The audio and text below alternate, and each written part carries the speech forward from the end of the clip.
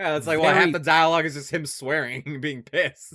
Pretty much, yeah, pretty much. He was in Truth too, which was the movie about the Dan Rather, the Killian documents controversy that led to Dan Rather's resignation and the end of his career. Yeah. Um, and on top of that too, I don't know how many people know this, but he founded the Sundance Institute, which then became the Sundance Film Festival. That's what I was gonna bring up when I was gonna be my turn. I was gonna talk about that. That was something I learned today while listening to the Seven on the Washington Post. I was like, oh, no kidding. I'm like, this guy like actually founded that. That's why it's called the Sundance Film Festival, because Sundance Yes. Kid. Yes, it is. And I mean, I guess fittingly, appropriately, serendipitously passed away in Sundance, Utah, There you go. as well. But he's just an incredible individual. Gentlemanly is the way I would always describe him. One of those guys, devilishly handsome, aged very graciously too.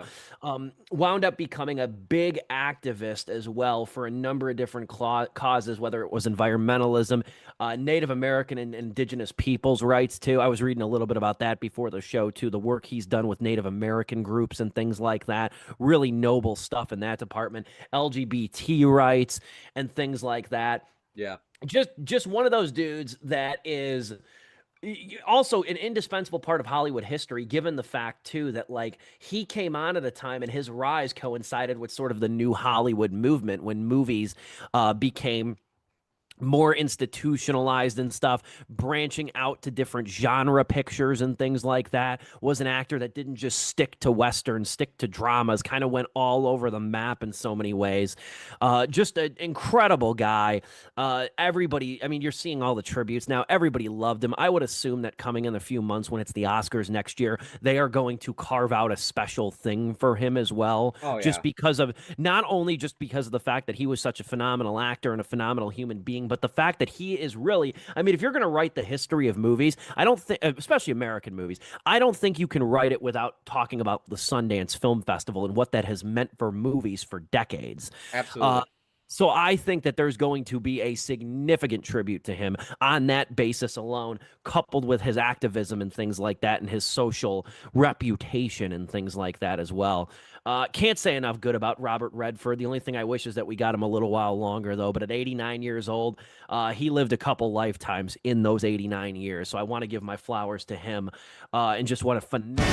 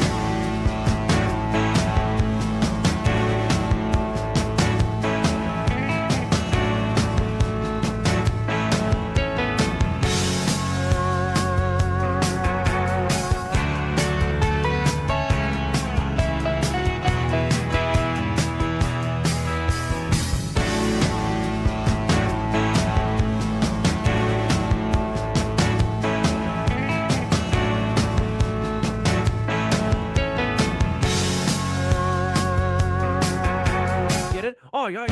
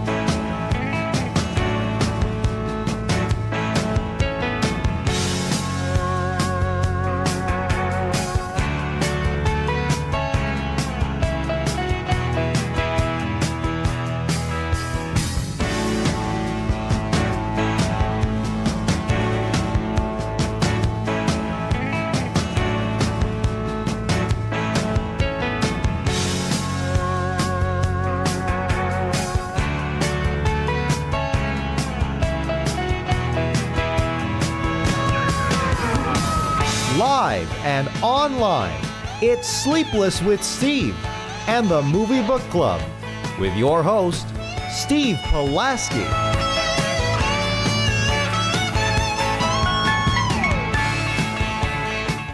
Back and better than ever, Sleepless with Steve. Wow. On YouTube, live and in living color on this Wednesday. I bungled that. You know why? Because I was thinking in my mind, I was going to say, back and better than ever, Sleepless with Steve, live on YouTube. And yes, I'm him. Tonight, we are reviewing Justin Tipping's Him, the very, very polarizing new film, not directed by Jordan Peele. Say his name. It's okay. It's a Justin Tipping movie. He is the director who's gotten the least amount of credit since Nia DaCosta in Candyman. So we're going to say his name tonight on the show, Justin Tipping, not Jordan Peele, who's a producer. That's what we're reviewing tonight, though, on Sleepless with Steve.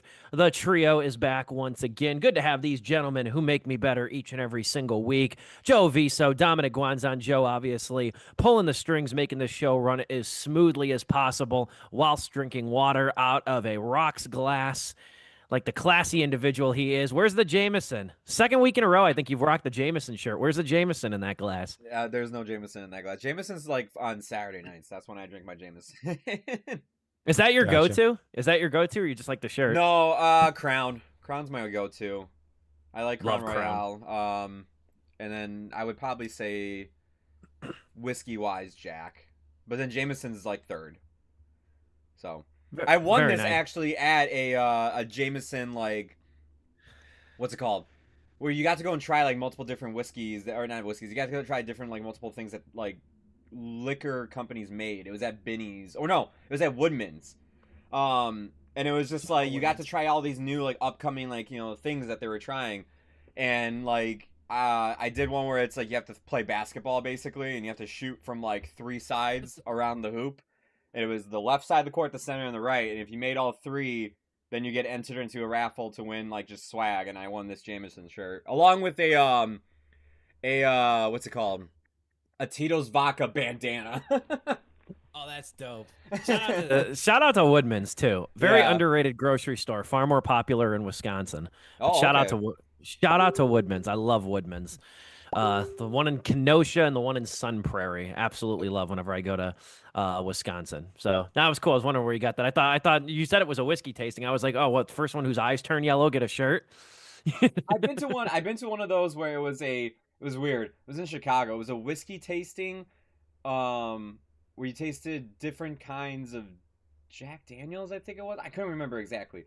Um, yeah, you had to try like just you got to try, but they also were teaching you how to dance to like salsa music and bachata.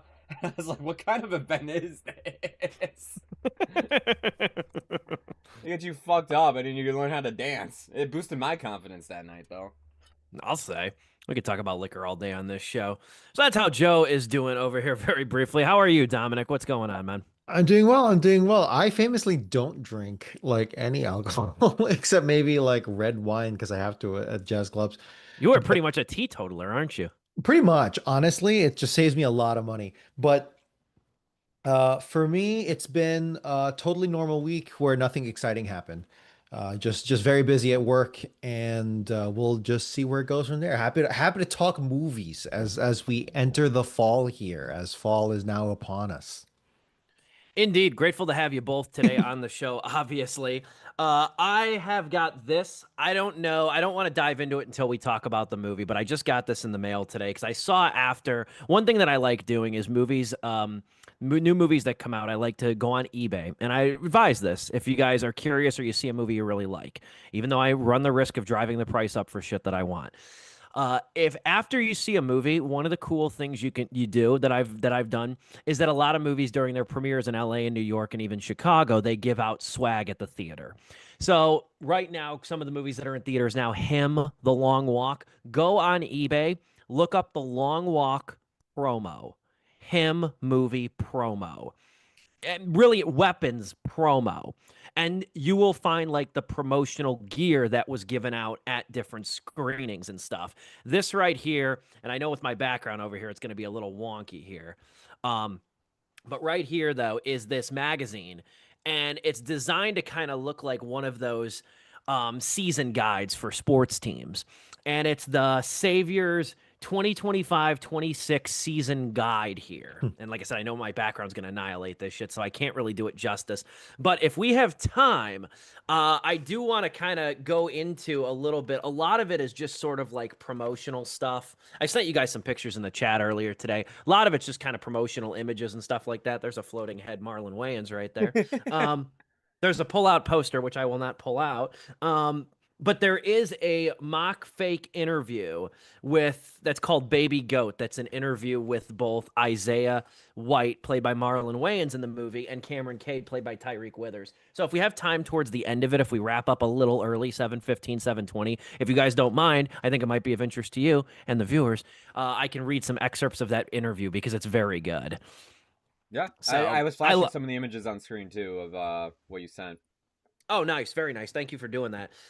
Real quick, though, just before we dive into the movie and stuff like that, since this is a football movie, they have a San Antonio Saviors, which is a fictional team in the movie. They have the season schedule for the year. They have the season schedule, and they also tell you about the bobblehead giveaways as well. They tell you about the bobblehead giveaways. Some of the fake team names in this. So we have San Antonio Saviors. There's the Oakland Liberation, the New Mexico Natives, the Atlanta Masons. This one's weird. The Minnesota Moccasins, the Southern Serpents. I don't know where they're based, and the other one that stuck out to me, and I would buy a shirt with this logo on it. The Compton Gauchos. Okay. No Chicago team? Compton. No Chicago, of course not. Of course not. No, but there's a Compton Gauchos team. That would be the team that I would root for in the USFF. In the USFF. I can't find, because that's the fake league in this movie. I can't find what USFF stands for. I don't know if they ever said it in the movie. I would assume it's United States Football Federation. I would assume. I don't know, though. But anyway, might as well dive into this thing, though. Justin Tipping's Him. Jordan Peele's a producer on this thing. We had this same debate and discussion when Candyman came out. Jordan Peele did not direct Candyman. Jordan Peele did not direct this. Probably would have been better if Jordan Peele directed it, but be that as it may. This movie is essentially follows a young up-and-coming football quarterback played by Tyreek Withers. His name is Cameron Cade. He had a very successful college career, and he is now entering the draft for the USFF. And his dream is to succeed the nearly retired Isaiah White, quarterback for the San Antonio Saviors, played by Marlon Wayans, who's 45 years old, probably going to play one more year and then ride off into the sunset. He's Aaron Rodgers. He doesn't know when to hang it up. But Isaiah White, though, essentially, he's got 8 rings. The San Antonio Saviors have been extremely dynastic in his reign with the team. But right before he's going to go through the draft process and the combine and all that shit that they put the athletes through, he suffers a bad brain injury. He's attacked, and he suffers a bad brain injury that leaves him sort of like easily distressed, concussed, and lingering from that. So Isaiah White invites him out to his desert concubine, if you will, to train with him to see if he has what it takes to be the Savior's next quarterback, the Savior's next savior, if you will. Also in tow, Tim Heidecker plays his manager, who's got a real shit-eating grin in this movie, Tim Heidecker. Julia Fox is Isaiah White's wife. And then you also have a big fan of Isaiah, played by Naomi Grossman, who was on American Horror Story as well. So this movie does have a little bit of a cast. This is one of those movies I did not need to Google it. I did just to verify, but I did not know going in. But I know I had a sense watching this movie. I'm like, I bet Justin Tipping has directed music videos, and sure as shit he has, because that's what this movie feels like. It feels like a giant music video. To some people, that's a detriment. To me, I'm going to come right out and say it. I did not hate the hate train for this movie has gotten way out of control. This is a flawed yet fascinating movie, in my opinion. I think the hate train for this thing has really gone off the rails. I think it's been kind of a dogpiling on this thing. I don't know if people are really disgusted by the presentation of this thing, by sort of the on the nose imagery and themes of this movie, which I do think is a legit criticism. But I mean, critics I really respect. Robert Daniels of the RogerEbert.com gave this half a star out of 4. Damn. James Berardinelli on Real Views gave this half a star out of 4. David No. Ehrlicht No. on Letterboxd gave this 1.5 out of 5, which is a C- on IndieWire. I disagree with the conversion rate that he employed. I disagree with the conversion rate. That doesn't make sense to me. But still, this movie, he called it a rock-brained football movie, which I love that description. But I think this thing, it's not great, but it is far better than its reputation at this current moment in time suggests. And with that, I'll go to you, Joe. What do you say about him? I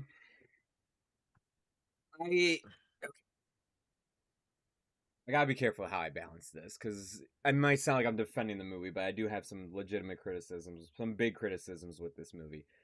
I don't think this movie is as bad as half a star, or even the 1.5 on Letterboxd and everything, which converted to a C plus, or what'd you say, C minus? C minus because David Ehrlich writes for IndieWire, so it's 1.5 stars on his Letterboxd, but it's a C minus on IndieWire. Damn, I don't get that. I wish I could get those kind of grades. All right, The bell curve. 5-star. Yeah, it's like shit. All right.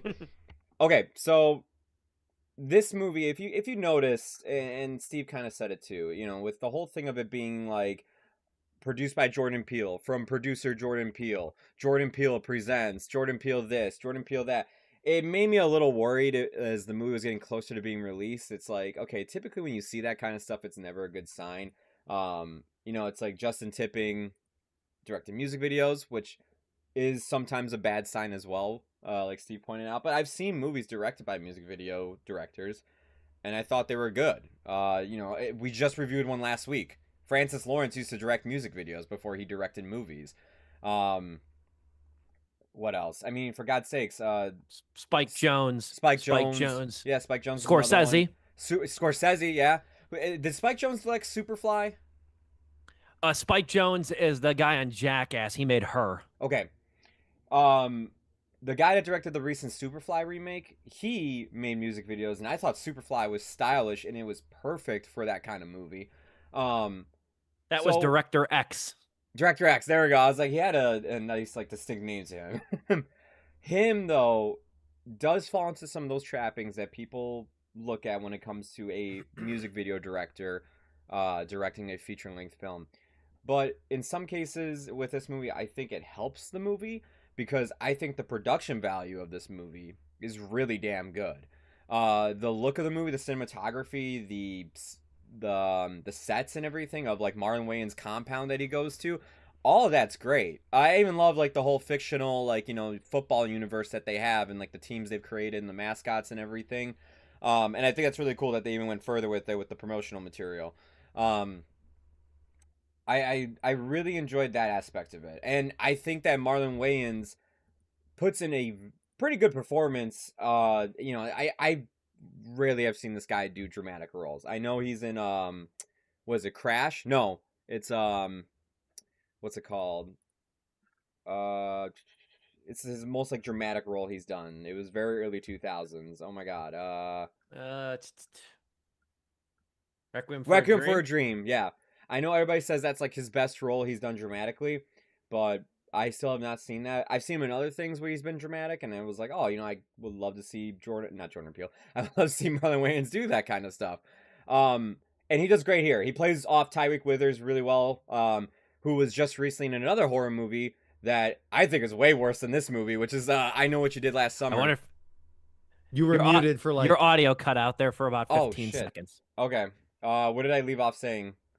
You were talking about Marlon Wayans' dramatic role. Requiem for a Dream is his best performance. Okay, yeah. So I think Marlon Wayans is great in this movie. I think Tyreek Withers plays off of him really well. And, compared to the other horror movie that Tyreek Withers was in earlier this year, which was I Know What You Did Last Summer, which to me is a 1-star movie, but that's neither here or there. That's not the review. I thought we didn't review that on the show. I thought he was unironically, I thought he was the best character in that movie. Same, yeah. And I thought he was great. Even here, even though I'm going to go into my criticisms very shortly, even here, I think he's also one of the best parts about the movie. And I think the scenes between him as Cam Wade and Isaiah sharing, there's a scene where they're in a sauna together, and what they talk about in that sauna about like legacy and like movie, like passing on the torch and everything, and what it means to play in like a league like this, but also like the weight that it comes with it and the expectation and what it does to the rest of your life. I'm like, this is like a really damn good scene, and they play off each other perfectly there. Now here's the thing, I enjoyed everything about the first half of this movie. I think it sets up everything pretty damn good. It gives time for Marlon Wayans and Tyreek Withers to really bond and share screen time together and really get to know them. And you really get to know the history of Isaiah. As well, you slowly start to learn more and more about Cam. However, when we get to the second half of this movie, I think this movie basically gives me the same damn injury that Cam Ward suffers, and it takes a crowbar and it beats me over the head with the same imagery over and over again. And I'm like, I get it. Football is religion. I get it. Football is looked at like, it's played on Sunday. I get it. It continues to beat you over the head with this idea of like, and don't get me wrong, it's a great idea for a horror movie. Like that football is treated like a religion, and like, it could bring upon rabid fans, kids, from like, the age of 7 are like, basically like they have fathers out there, like, you're going to learn how to play football and you're going to do this and everything. But then also like, and anybody who follows football, this, anytime a rookie does take into like, has to follow the shadow of someone like Brett Favre, or in like, most recent cases, Peyton Manning, all these like ones that have left behind a big legacy. Anytime a quarterback has to come in there, you can even compare, even though I'm a Bears fan, you can compare this to Jordan Love being compared to Aaron Rodgers, and the expectation that Packers fans had to that. And the fact, and Packers fans are diehard because yes, they're like, they have ownership of their own team. All the fans have some type of stake in there because of that. Ask Mac Jones filling the shoes for Tom Brady. There you go. There's another one. Yeah. Whoever came in after Tom Brady for the Patriots, which was Mac Jones, and anybody after that, who is it right now? Drake May. Drake May, yeah. Good luck living up to Tom Brady, because that's all anybody's going to say and compare you to and everything. There's so many like good ideas you could play with there, and what it does to your psychiatrically, like, and just sports in general. I think you could do that with too. Just being a rookie coming into the team and being in the spotlight, being under so much pressure. I mean, for God's sakes, our own quarterback, Caleb Williams of the Chicago Bears, is on like, there's always a gun pointed at this guy and like a camera on him and everything from every journalist out there, just being like, oh, this guy, It's not even living. It's not even, are you going to live up to the previous guy? It's like, are you going to suck like the rest of them? Yeah. Oh, you were the number 1 pick, which means you have to be literally Christ himself, which they bring up in this movie. I mean, that comparison I'm saying too. So it's great to do that with something like a horror movie, especially a Jordan Peele Monkey Paw production. I sort of got to wrap it up soon and pass off to Dom. I'm so sorry. I didn't mean to go this long-winded. I'm just reading off my scattered notes here. It's great that they did that. The issue I have is you're doing what, I think this movie is worse, but you're doing what Don't Worry Darling did, which is you're just showing weird imagery for the sake of showing weird imagery, and you're not going to connect it back. And when it comes time to wrap this movie up and connect everything, you rush it down the fucking yard. You rush it down the yard like we're throwing a last minute Hail Mary to save the goddamn movie. Like, it falls apart too at the end. I'm just like, this ending is a mess. It's a mess.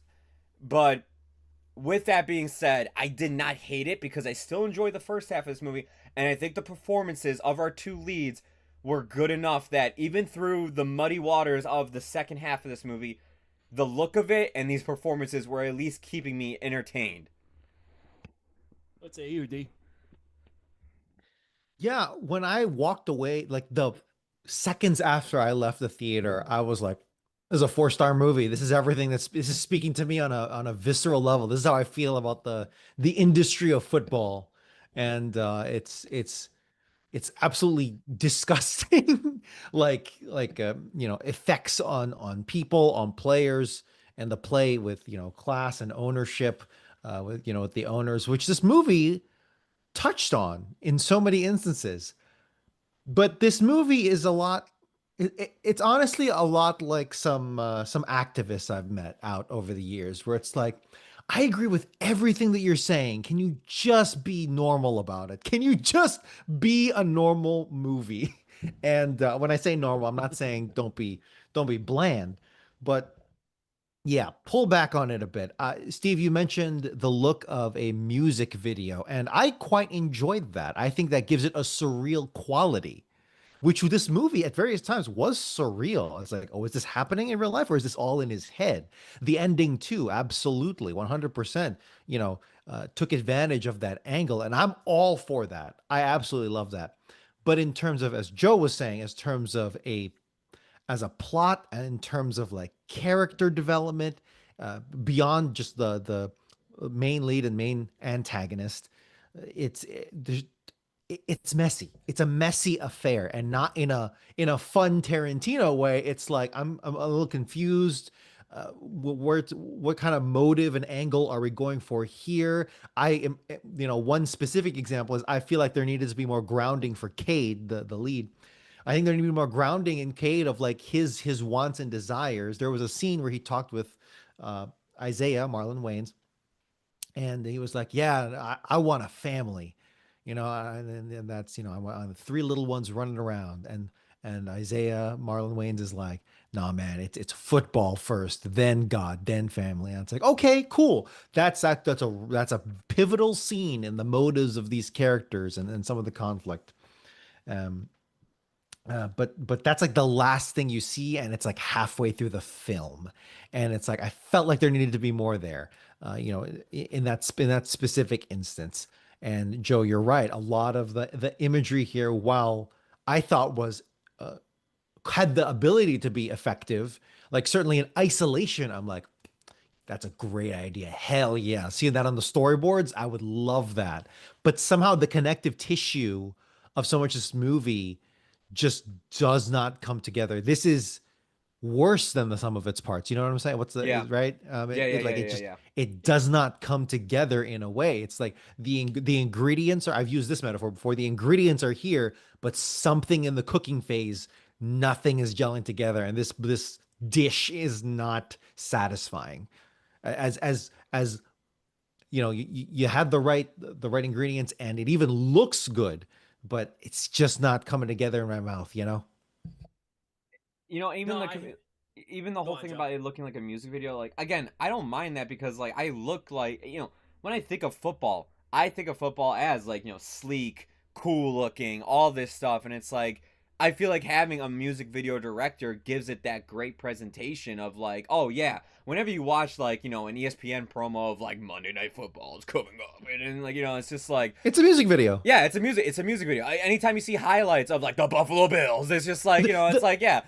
The transitions to commercial where it's like, and we'll be right back, and it shows like 4 seconds of like slow motion footage of the very Yeah. last play set to music. That's a music video. And You play the Madden games, and even the Madden games too, with its presentation and everything, the music that's even playing there, like, it gives you that emphasis of like, this is cool.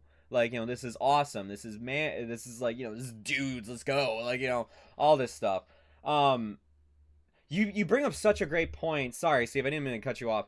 You bring up such a great point about, like, Cam really, like, gets a bit undercooked here. Like, again, I think the performance by Tyreek Withers is great. But, like, perfect casting. He's such a baby face. It's actually honestly, yeah. No, he looks like a kid that just got out of college and is ready to go pro.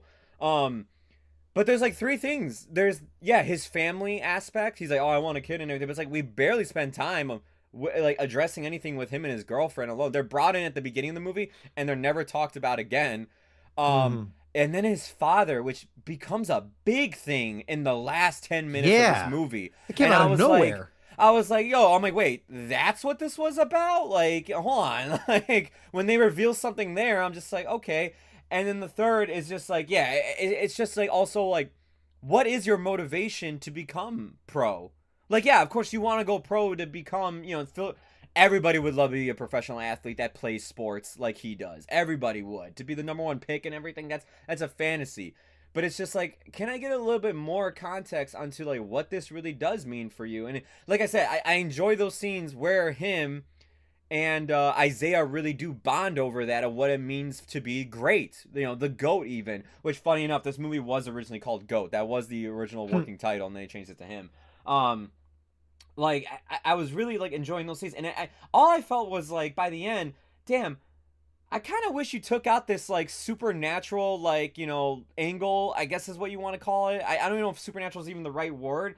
Right, no, supernatural, I think but there's just a way. Keep a thriller aspect of it, of just, like, like, his mind is getting, like, a little bit messed up because of his head injury, and does he know if he wants to be under this way? Like, honestly, I really wish this movie played it more straight than went completely bonkers like it did in the second half. I'm okay it went that direction, but clearly it was more than they. It was more. They bit off more than they could chew right there. Yeah, like yeah. You know what? Here's a perfect thing, and Dom, like, I wasn't a fan of this movie, but I will say this: Ari Aster does a better job at slowly building up to something like that, and knowing how to bite off more, knowing when to bite and stop biting off more than he can chew. Now, I know we just got done reviewing Eddington, and we were kind of all over the place with that. But batting average wise, Ari Aster, even with Eddington, I would even throw in there, at least knows, like, when to, okay, no, it has to cut here at least. Like, I can't go higher. I can't go any higher than this.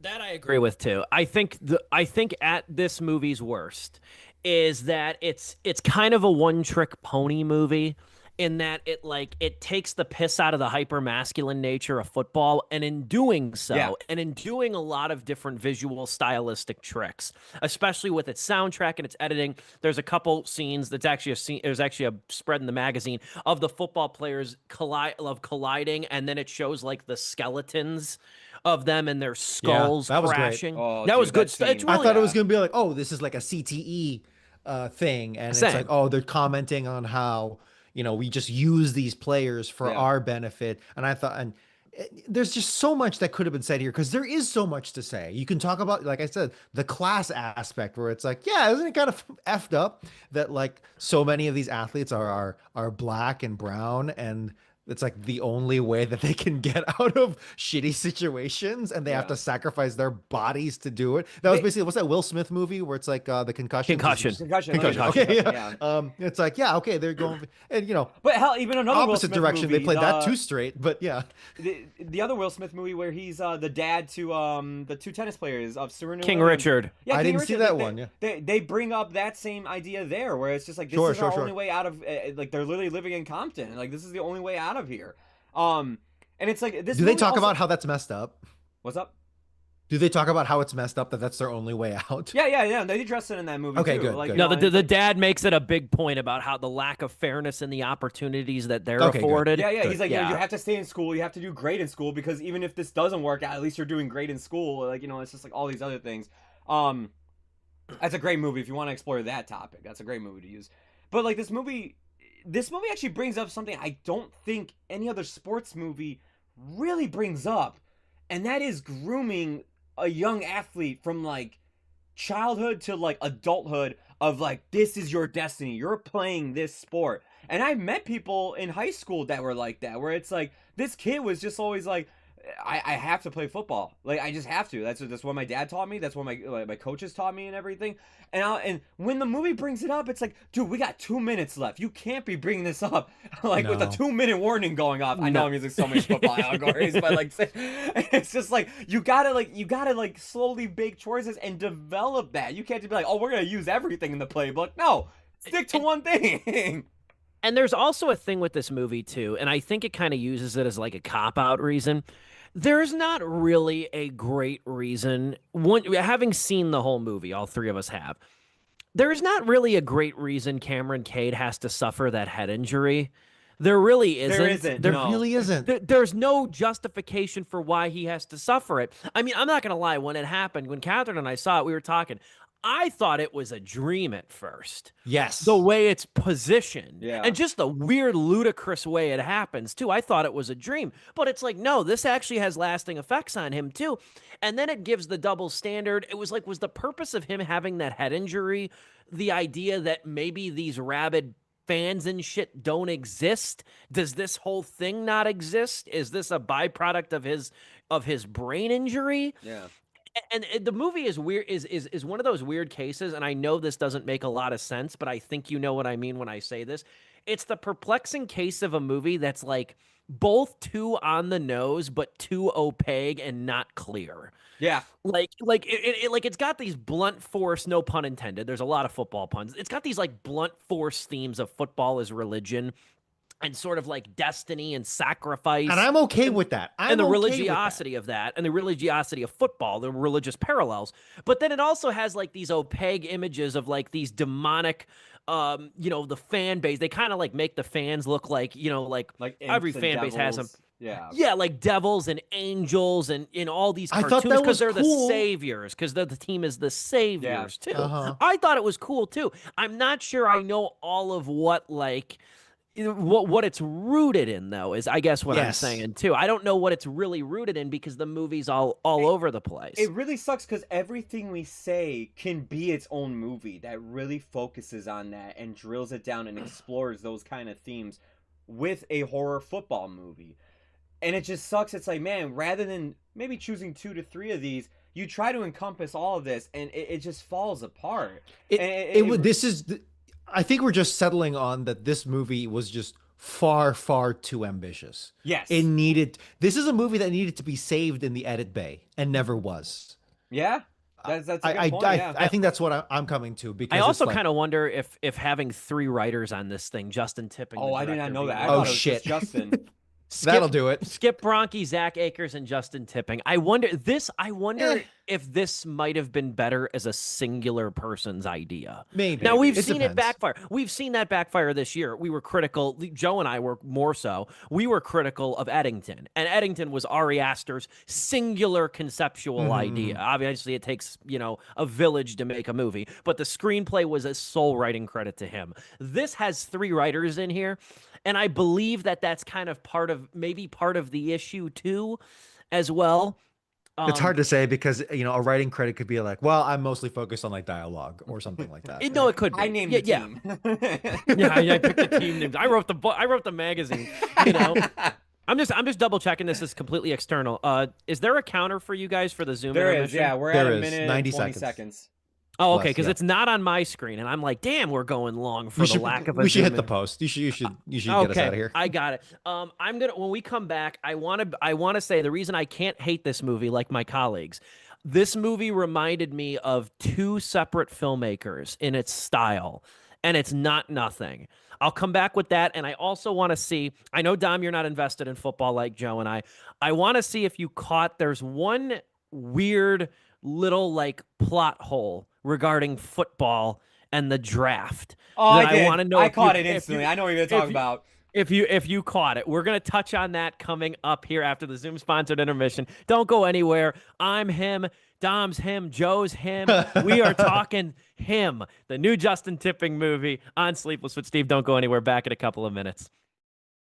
I mean, the good news is we get the rest of the 45 minutes or so to talk about Alien Romulus. Okay, it's a brand new movie. Fede Alvarez directed it. I got to be honest, it was you and Dom, and which is ironic because he's not even here. You guys, I wasn't sure if I was going to see this movie because I'm going to be completely honest with you. I'm not the biggest fan of the Alien franchise. I'm really not. Yeah. I liked the first. I mean, the first one's an absolute indisputable classic. I liked the second movie.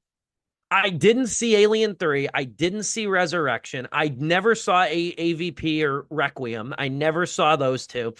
And then I came back for Prometheus and Covenant. I think the next movie I probably will marathon them and re-review the first two. Okay. Like, I think I'll probably do that. I should have done it for this one, but I was on a time. I should make a road trip really busy out. month. I should make a road trip out and like watch them with you just to see your reaction to a few. Loan me the quadrilogy. if I may, I'm kind of in a similar boat with you. Other than I've seen everything you haven't seen. I think the first one is amazing. I think it's an amazing horror film. I think it's absolutely fantastic. The second one, and I get shit from people about this all the time, I like it a lot. I think it's a great action film, but I think the first one made the alien way scarier. And then when you have the Marines, like, you know, taking them down left and right and all this other stuff, they're not as threatening anymore. They are still scary and everything, but it's more of an action movie. 3 I don't like, but, you know, it's not as bad as some people make it out to be. It is bad, but like some people call it the worst one. Resurrection to me is the worst one. Both AVP movies I think kind of stink. PG-13 one's okay with its action, but other than that, it's so convoluted. Prometheus I thought was fun. It was cool to get Ridley Scott to do something like that again. I don't like Covenant at all, and we'll talk about this one now. The one thing I will say, first things first, that's funny. Alien versus Predator I just saw is on Disney Plus. Which is very fun, which is very funny to me. And the other thing I will admit, even though I didn't, like I said, I didn't see it. I remember because it came out the same year as the SpongeBob movie. And I remember as a kid, that was the year I went to the theater way more often with my uncle and my mother. That was like the year where I went to the theater maybe like 6 times, which for like an 8-year-old's a lot. But I remember the poster of that movie and I love the tagline because it said, "Whoever wins, we lose." Yeah. I thought that was funny. I remember even as a kid, like getting the dark humor of that. And then I remember even thinking as a kid too, because it came out the year before. I remember thinking Freddy versus Jason should have used that tagline. Yeah. That would have been great. Whoever wins, we lose. And it sucks because that is such a badass poster. My uncles used to work at AMC. It's a great poster. And they had that poster in their room. They took it once the movie was out. They folded it up. They put it in their bedroom. And I used to think, like, man, I can't wait to see that movie. I didn't see it as a kid. And I rented it from Blockbuster one night, and I watched it. I remember just sitting there as a kid going, this is kind of boring for a movie called Alien vs. Predator. Like, there's not much of a versus happening here. I really wasn't initially planning on seeing this movie. I really wasn't. Yeah. But then you guys... Back and better than ever. It's Sleepless with Steve, live on YouTube. We're talking Justin Tipping's new movie, Him, starring Tyreek Withers and Marlon Wayans, now playing in theaters. Really quick before I parlay into 2 filmmakers that this movie really reminded me of, I wanted to mention this, though. And I want to see if you caught this, Joe. The one continuity, or the one piece of like continuity or plot hole of this thing, and I guess it's kind of absolved by way of process in the way at the end in the 3rd act, but it still bugged me, is that so Isaiah White's been the quarterback of the San Antonio Saviors for what we can presume has been over 20 years because he's 45. If he got drafted when he was about 19, 20, or 21, he's been there for about 20 plus years. In that time, the San Antonio Saviors have won 8 league championships, okay? So they have been at a dynastic level. Cameron Cade, however, is viewed as a top prospect and maybe a presumptive top number 1, number 2 overall pick in the draft. The fucking Saviors would not be bad enough to get him. Yeah. That's the piece of it, because the draft, football is different than any other sports because it doesn't have, at least the NFL, it doesn't have a lottery system. So like the worst team, the team with the worst record picks first in the draft. The team with the best record who wins the Super Bowl picks last in the first round of the draft. So like they would not be in position to draft the future of the franchise if they were, because obviously Isaiah White is the GOAT. They're obviously, even if they're not winning championships, they're still formidable. Yeah.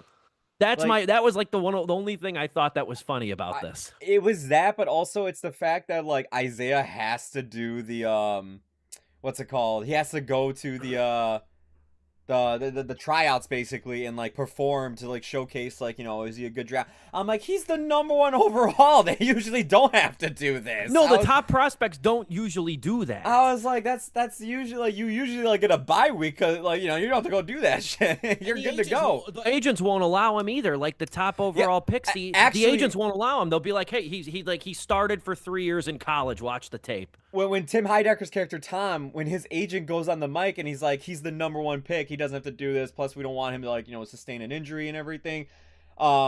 It was like, yeah, that's like typically how this goes. Actually, I was just sitting there like, wait, because I thought, you know, I just saw the trailers briefly. I'm like, okay, so Marlon Wayans plays like, oh, he was this great quarterback at one time, and then when he has the injury, I was like, okay, here we go. Now it's the downfall of this team. He was the GOAT. Who's going to be next? That's how they get the... No, it's like, no, we went on to win like 6 more championships. I'm like, what? The bone piercing through my leg made me stronger, which I'm telling you, when watching that, oh my God, I retched. I did too. There was a lot of moments I squirmed in my chair like I do sometimes. There's body horror to this. Yeah, there is solid body horror to this. The football machine to the face. God, like, dude. And like again, like, you know, Dom and Steve, you guys both brought this up, but yes, like, you know, the fact that like, you know, when he's like, oh yeah, these are just free agents, we're just gonna have some fun with them, and yeah, it's literally them like giving their bodies to this whole thing and whatnot. I thought that was an awesome sequence. Yeah, all that training stuff. I thought actually it's like what's it, Whiplash, you know, with J.K. Simmons and Miles. Yes, it's like, yeah. This is kind of like Whiplash with Gucci Mane and Mobb Deep on the soundtrack. It really does have a little bit of Whiplash to it. This reminded me, though, a lot of Harmony Korine, the director of movies like Kids, Spring Breakers, The Beach Bum. It reminded me a lot of him, and even at times Michael Mann's Miami Vice, the movie. Oh, okay. It reminded me of both of those because of the fact that, like, this is one of those. Harmony Korine always talks about his favorite movies, American movies, are movies that he's like, I've hated the term style over substance because to me, sometimes great movies are all style and they're impressionistic. They're almost like paintings, and you can kind of ascribe to them what the images mean to you. And I see some of that in Tipping's work, which is another reason I don't think this movie is as loathsome as some people have made it out to be. I think this movie is not rock-brained. I think that this thing, I think this movie's scattershot for sure. I think it's scattershot and it's a little frustratingly opaque, but I don't think it's a dumb movie per se. Yeah, I really, honestly, a lot of these critics reviews, I have been looking them up, where it's like, are we just incapable of accepting an okay movie, or like sinking our teeth into something that's like, we can have fun with it, right? There's some movies out there where it's like, this is a 4-star movie.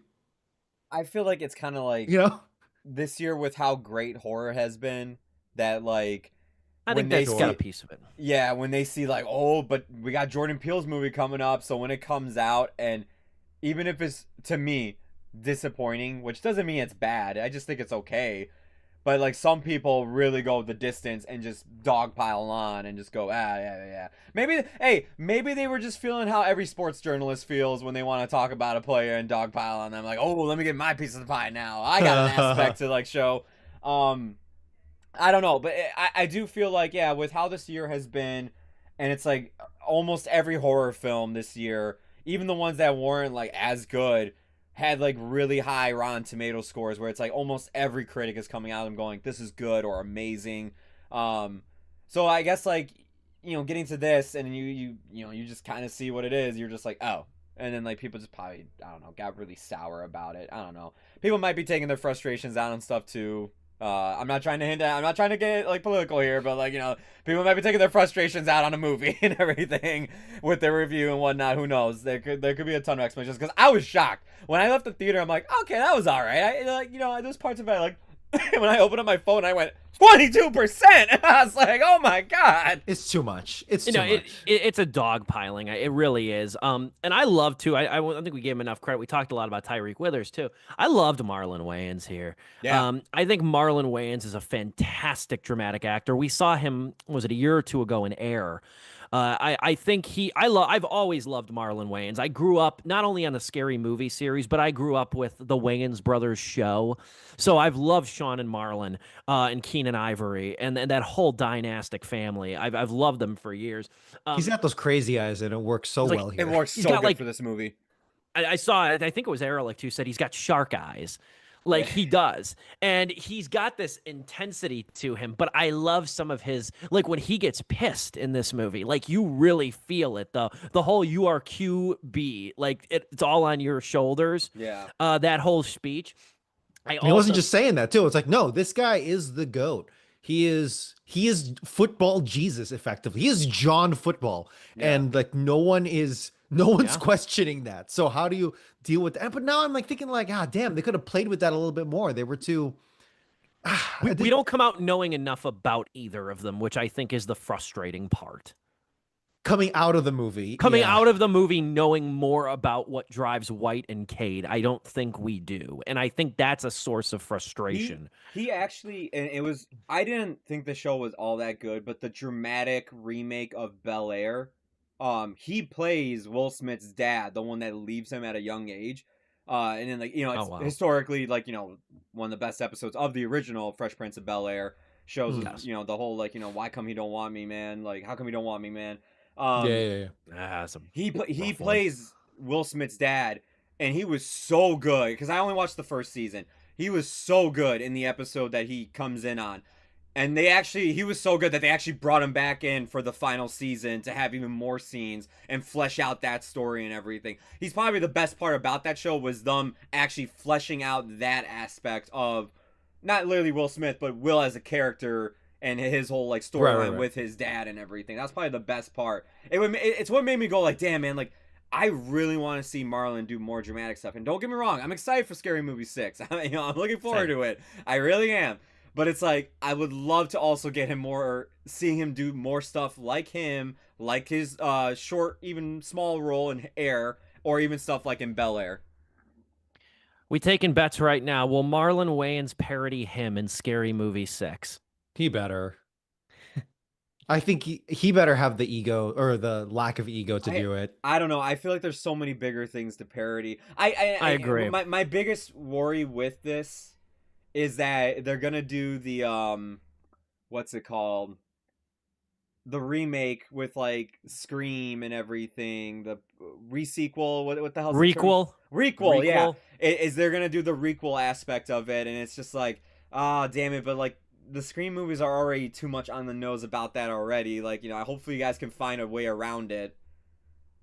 Or they're gonna do, or I think that another possibility that they could do is something like where they like bring like that's very pondering, and then like Marlon or somebody in the cast is like, no, we can't do it that way. We got to make it more elevated. Yeah. know? Okay. Yeah. If they do that, Like, or if so- they comment on like the horror scene in general, I think that'll be great. Honestly, I would just do the landscape of horror in general and how much it has actually become like this golden age and everything. But we'll see what they got. If anything, dude, I'm just glad they got Regina Hall. I'm excited. Yeah, they got Regina Hall to come back. They got Anna Faris, and they even got Sean to come out of retirement just for this. It's like, okay, let's go. I can even see like Cindy at one point, Anna Faris. I can even see Cindy talking about like her childhood, and then like Marlon Wayans. Man, I knew this bitch had trauma. Like, Dude, honestly, you know, that I trailer, could see it. that trailer better have like a really like popular song slowed down for like, you know, like scary purposes and everything. If they do that, I'll be like, okay, you know what? They might be cooking here. They know exactly what they want to be. Two quick quotes from Marlon Wayans in this movie that I loved. When he takes Cade's phone at the beginning, when he gets on the retreat, when he gets to the desert, and then the way Marlon Wayans, no porn hub, no porn tube, no grinder, No OnlyFans. No. no OnlyFans. just football. He can sell the shit out of all those lines. The other line I like, you talked about how good that sauna scene was, Joe. The Yeah. aftermath of the sauna scene, I love. When you're a god, there is no peace. Yeah. Like, There's that one, and I love Find Your Own Way to Greatness. Don't be me, do better. Like, Don't I be was me, just do like, yeah. better. Yep. I like that one a lot too.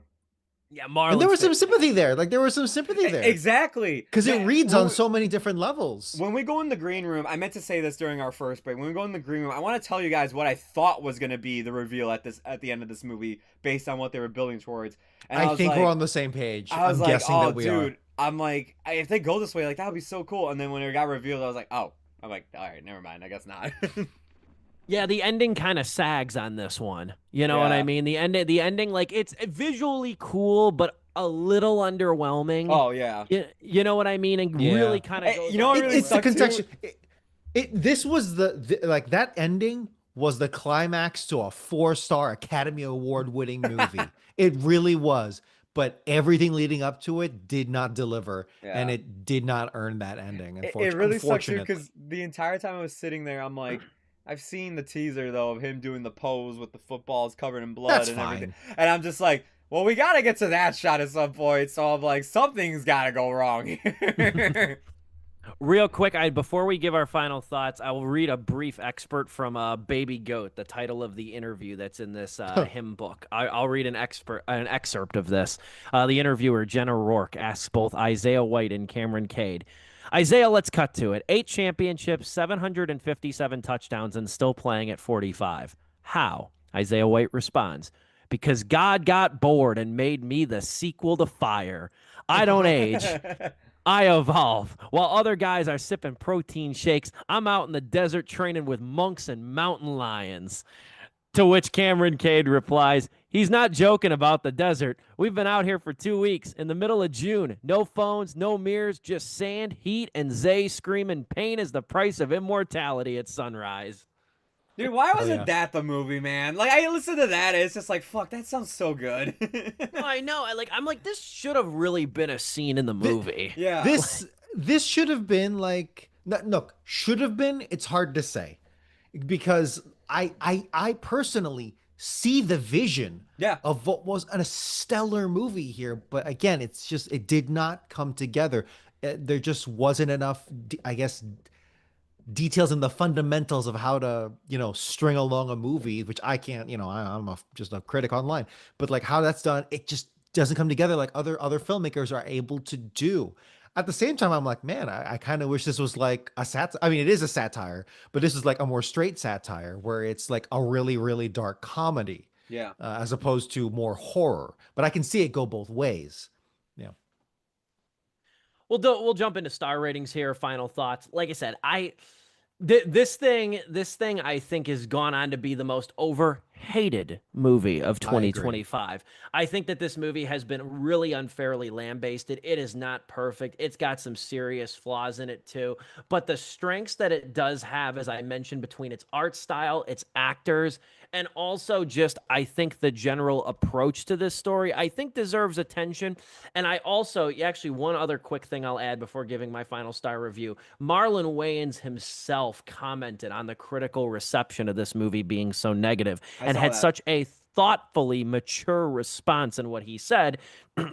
And I quote, he said, I respect critics. Their job is to critique. I respect their work. It shapes our industry. But an opinion does not always mean it's everyone's opinion. Some movies are ahead of the curve. Innovation is not always embraced, and art is to be interpreted, and it's subjective. I've had a career of making classic movies that weren't critically received, and those movies went on to be classics. Yeah. So don't take anyone's opinion. Just go see for yourself. And here's validity into what he's saying there, too, between the scary movies, between Little Man, and White even Chicks, more White Chicks White was Chicks. hated when it came out, and it's one of the most quoted movies I think that some of my friends like do from time to time, is with like a lot of with lines from that movie just constantly. I will counter just for the sake of conversation. White Chicks, have y'all seen it in a bit? It's quotable. Don't get me wrong. It's memorable. Is it actually a good movie? It is awful. It is an awful movie. I hated it when it was new, and I Okay. hate it to this day. I think I remember my thoughts being very much the same. I hated it when it came out, and I hated it today. Like, but I like the Wayans brothers a lot, though, and I'm not a fan of like A Haunted House or 50 Shades of Black or Yeah, I some of the didn't like more those recent either. shit that they've done. I think Little Man is kind of creative in the same way Norbit is creative. I don't think either are good movies, but I think that there is a comic anarchy to both of those movies that I like. It's bodily and everything. Okay. Like it's from a visual on a visual level. I like Little Man and You know I what? like Norbit. Here, we'll meet in the middle. We'll shake hands in the middle. Don't be a menace to South Central while you're drinking your juice in the hood. Classic. I can agree. That's a great film, and that was reviled when it came out. That's a great one. Yeah. That was another mainstay of Comedy Central. For me though, I give him 2.5 out of 4 stars. I will 2.5. I will probably get this movie. Not sent to me. I will probably get this movie when it comes out. I would like to watch this again, even with a Justin Tipping commentary or something. The commentary on this movie would be fun. Just to hear more about it. We'll go Dom then Joe for closing thoughts. Yeah, for me, I think this is Steve, I was surprised by your rating because I also think it's a 2.5 out of 4-star movie. That extra half really just comes from the fact that the ambition and the message here are clear as day, and I will reward that. I truly do. But it's simultaneously evident that so much of the fundamentals here, Steve, you said it best, scattershot. It is messy. This needed to be saved in the edit. This needed to be, rewritten or, put together in the storyboard phase or the script writing phase. But everything else here is fantastic. Visually stunning. Editing, really good. And the acting here, I think casting here was through the dude. We didn't talk about Jim Jeffries. Jim Jeffries as the drunk Aussie who's just like, but he gave character. He gave character to it. Yeah. It's like, yeah, I wanted to help people. Now I work for this multi-trillion-dollar industry, trying to fix people who there was so much there. There was so much there they could have done with just an extra scene or two and tighter writing. Obviously, what he wound up doing was serve, this ritualistic whatever, but it could have said, in a way, you can interpret that as like, yeah, more to do with this industry and all that stuff. The satire is there. It's just, it could not come together. And some scenes drag, some scenes were like, did we need to do this? And the efficiency was also, what was the total runtime on this movie? I'm so sorry. I don't have it with me. 96 minutes, I think. 96 minutes. So you know what? Props for keeping it on the shorter side as opposed to 2.5 hours. But yeah, 2.5 out of 4 stars for me. For me, it's 2 out of 4 stars. It mainly just came down to damn, that second half just really drops the ball here for me, where I'm like, damn, I was with you, but I'm not gonna jump on the train like everybody else is. I still think there is some really good moments of this film to actually still Would I say go to the theater and see? Probably not. Obviously there's other stuff in theaters that's coming out very soon or in theaters currently, especially in terms of horror. If you still haven't seen Weapons, that's still raking in money and doing really well. For me, can I interrupt? I'm sorry. I'm so sorry. I try not to interrupt reviews. Go ahead. Yeah. Can I just say I do think if you're a fan of football, you should see this movie to see what you think. Yeah, I can see that. I think you should watch it. The funny part is I actually had one of my friends who is really into football. He just didn't get it. He's like, why did they have to make up their own names for the football teams? Why not just use the NFL? And I looked at him like, brother, they have to pay the license. How do you not know how licensing works? Okay, I take it back. The NFL is gonna be real keen on having the movies in this. He's like, 80 for Brady got to use the Patriots. I'm like, yeah, whatever, man. I'm like, this is different. This is not painting them in a good light right now. I take it back. Sorry, Joe. No, I got to say a funny story. But for me, another good shout out, because you shouted out the Aussie doctor, who I love that guy's voice. I swear to God, I've heard him in video games or something narration wise. Julia Fox, for the short time she's on screen, she's a lot of fun. Oh, yeah. She was a lot of fun when she was I on agree. screen. She was chewing up that scenery every time she was on screen. She's totally like, what's it called? She plays like that, like, oh, like, I'm married to, like, the number one guy and everything and whatnot. Like, I'm doing all these things and whatnot. She was very flashy about, like, like her thing. She, like, what was it? The whole Charlie XCX brat girl, like, brat era thing. Like, she definitely emulates that. And it was a lot of fun watching her on screen. But I have my problems with the film, and it's mainly with that second half and how it all tries to wrap everything up. I think it falls apart there. But for the most part, is it something I would watch again? I would like to throw it on. If someone was interested with it and I did own this, or like it was like available to stream, I'd be like, dude, throw it on. I actually like to like talk about it with you and like either talk about where they could have gone with this movie based on like what they were doing and then like where they ended up, or just talk about like some of the like just great ideas that they had like relating to football, and just like the aspects they could have done there. But yeah, for me, it's 2 out of 4 stars. I'm excited to see what Justin Tipping does next because it's like, dude, you obviously have a lot of great ideas in your head. It's just, I hope next time you can get someone who come on board with you, whether it's a script doctor or someone like Jordan Peele who co-writes with you and just punches this up in the best places for you to deliver on something even better. Very well said. Yeah, I think I was excited to talk about this movie. Even if I didn't love it, I was, I'm still fascinated by it. Yeah. Especially just, I anytime a movie, and like I said, I've talked about this on the show before too. This happens more with older movies. I tend to not read reviews of newer movies until I've seen them. But like with older movies, I almost look at it as a challenge. Sometimes if I'm going to watch a movie that's got such negative reviews, I'm like, I'm going to try to be the one who likes this thing. You know what I mean? Or try to give it some credence or maybe look at it, not willing to jump on the hate train like some other people are. And I do think that this movie might get reevaluated in 10 plus years. I can or see at that least happening. given another look or something like that. Some NFL controversy will come out about a rookie coming to take on a legacy quarterback, and people are gonna be like, "Oh my god, dude, him was ahead of his time." Something like that, I'd be interested to hear football players' perspective on this movie too. You know what? If you want a good commentary, get any draft pick QB or whatever to come in. And like get like RG3 or something to come in and be like, yeah, you know what, like, this is kind of what's like. Somebody like that would be great. Somebody like that would be really good for this. Or Cam Newton. That's where Cam Newton's another one too. Yeah. Get to see what kind of hat he puts on to talk about. You know what? Get Trubisky in there.